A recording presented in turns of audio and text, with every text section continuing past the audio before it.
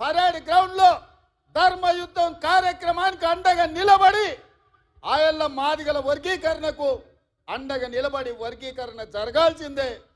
మాదిగలకు న్యాయం చేయాల్సిందే అని చెప్పి అండగా నిలబడ్డది నేను. అందుకే ఇవాళ సోదరులారా, ఈ వేదిక మీద నుంచి నా మాదిగ సోదరులకు నేను చెప్తున్నా,